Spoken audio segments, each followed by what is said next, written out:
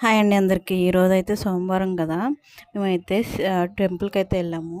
ఇది సామర్లకోటలో ఉన్న శ్రీ భీమేశ్వర స్వామి ఆలయం అండి.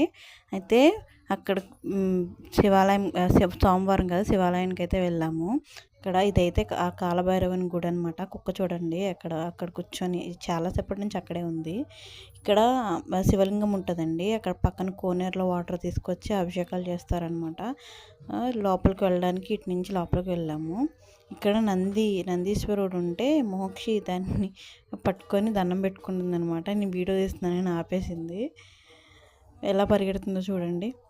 నేను వీడియో తీస్తుంటే అమ్మ నన్ను తీయకమ్మా, నేను వెళ్ళను, నేను ఇక్కడే ఉంటా అంటుంది. వాళ్ళకి తెలియకుండా వాళ్ళనైతే వీడియో అయితే తీస్తున్నాను. ఈ దేవాలయం అయితే చాలా పురాతనమైనది. దీన్ని ద్రాక్షారామం అని కూడా అంటారు. దర్శనానికి అయితే టికెట్ అయితే తీసుకొని లోపలికైతే వెళ్ళాము. అది ఫస్ట్ ఫ్లోర్లో ఉంటుంది.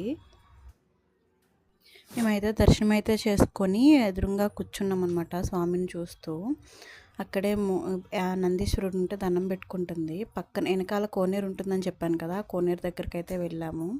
ఇక్కడ కూర్చుందామని కొంతసేపు కూర్చుంటున్నాము. అప్పుడు మోక్షి అంటుంది, స్వామి మేము వచ్చాం స్వామి అని దండం పెట్టుకుంటుంది. మేము కూర్చుంటే అన్నాడు, డాడీ వెళ్ళిపోదాం అని చెప్పి గోల్ చేస్తుంది అనమాట.